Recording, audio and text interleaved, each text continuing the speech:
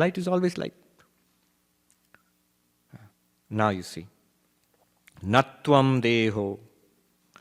Nate, then? Nate deho. Even the body is not yours. So that's why I said the translation there, you must add one more thing. You are not your body, but the body is also not yours. How can it be yours? We think I understand, Swami, but it's still my body. Oh. But who told you it's your body? Whose body? Why do I think that it's my body? It's like when the cops pull you over and ask for the papers of the car. Show me the papers to your body.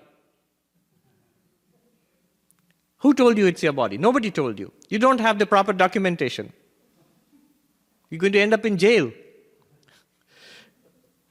You don't have the proper documentation for the body. Do you own the materials out of which the body was made? The earth and the fire and the water and the elements out of which the body was made? No. God made those materials. God has ownership over the materials. Does the body say, body, at least it obeys me? Yeah. So I have control of this body, I don't have control of that body, so this is my body. That's what we think. But think closely again. How much control do we have over this body? Very little. Very little. Most of the amazing processes, intricate processes going on in the body, at the organic level, at this suborganic level, at the cellular level, at the intercellular level, intracellular level, at the molecular level, enormous amount of activities going on. There are many doctors present here, you know much better than me. Enormous amount of activities going on. How much conscious control do we exercise over them? Nothing. Vanishingly little. So, yes, all that is fine, but I know, I'm raising my hand, that much control I have. Do we? One little stroke somewhere? Paralyzed. Physiotherapy. Even when we have control, subtle point here, the whole question of free will comes up. I will raise my hand. Right now, there's no stroke. I have control of my hand, so it is my hand. I am raising it. I want to raise it, I am raising it. Really? I want to raise it. That thought is bubbling up in the mind. Where did it come from? Did you generate that thought? No. It bubbles up from unseen depths in our mind, seizes control of the mind, seizes control of the nervous system and the muscular system and lifts the hand. And I, the ego, the little fool says, I lifted my hand. I'm literally quoting Krishna from the Bhagavad Gita. There's one verse which Krishna has repeated again and again and again in the Gita. Ahankara vimūಢātmā kartāhamiti manyate. The consciousness deluded by the ego. Consciousness deluded by the ego means, the self deluded by the ego means identifying with the ego. Thinks, I am the doer. 13th chapter it says, Krishna says, Prakrityeva karmani kriyamanani sarvasha. Yapashyati tathatmanam akartaram sapashyati. Nature alone does every kind of action. Action by definition is within the realm of nature.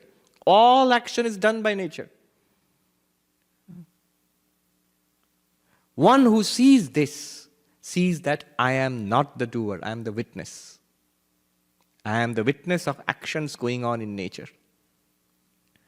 It's easy for us to say, I am the witness of all the actions there and all the actions here. But all the actions here, no, at least part of it I do. That part of it I do, that comes because I have mixed myself up with the ego. The ego feels that it does all of these things. Why does it feel that? That's its function. Again, Vedanta Sara. Abhimanatmika antakarana vritti ahankara. Ego is that which is of the nature of appropriation. There must be to carry on the activities of this body-mind complex, there must be a manager. Somebody who will say, I am in charge of getting things done here. So that manager, that one which identifies with the activities of body-mind is called ego, ahankara.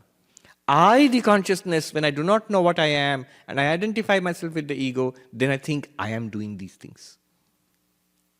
Krishna says this 3-4 times in the Gita. And it's not even Advaita, it's Sankhya. Clear division between consciousness and object, consciousness and nature, Prakriti and Purusha.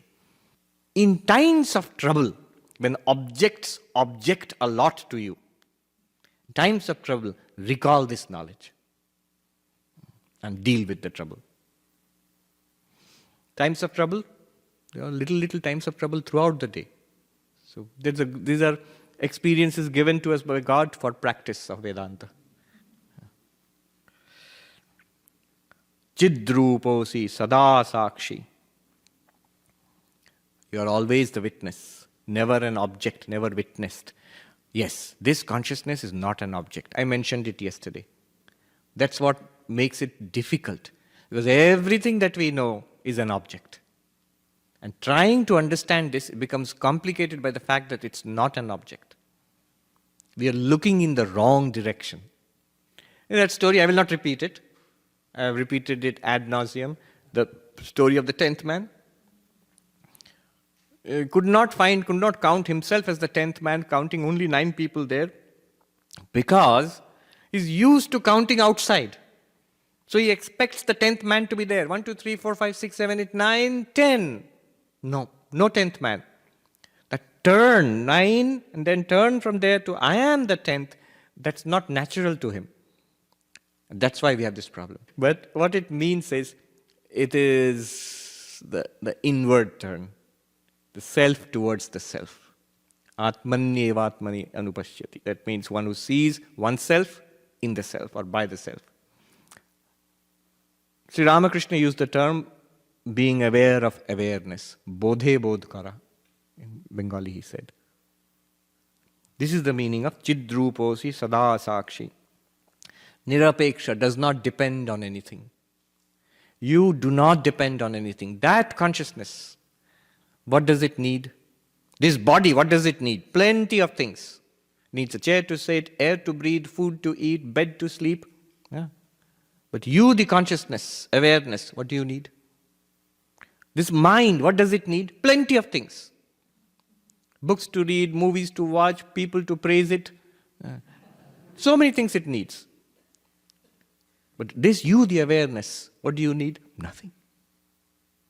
You're perfectly all right when all the objects are there, pleasant and unpleasant. You give them space. Just like this sky, vast sky. Blue, blazing blue color, clouds floating through it, planes flying through it, birds and insects and dust flying through it. Perfectly all right. Same sky at night, dark, no color, maybe there are no clouds, or there are clouds, no planes, nothing. Perfectly all right. You, the consciousness, in the presence of samsara, body, instruments of knowledge, become pramata. Pleasant and unpleasant experiences, bhokta. Body and the instruments of action become karta, the doer. You walk, talk, hear, you write, you work, enjoy, suffer, know. And without body, mind, deep sleep, samadhi, still perfectly all right. What do you need as consciousness? Nothing. Nirapeksha. Then what do you do? That's all very nice. What do you do? Sukham chara, be happy. Do you have to run away to the mountains now? Or remain permanently here? Ask the people here, can you give me a little cottage? Now I've become enlightened. Can't go back to Manhattan. I'll stay here forever. People feel that now I have nothing more to do. I have to make a radical change to my life. You may or you may not. Ramana Maharshi was asked, did you have to become a monk? A housewife asked him.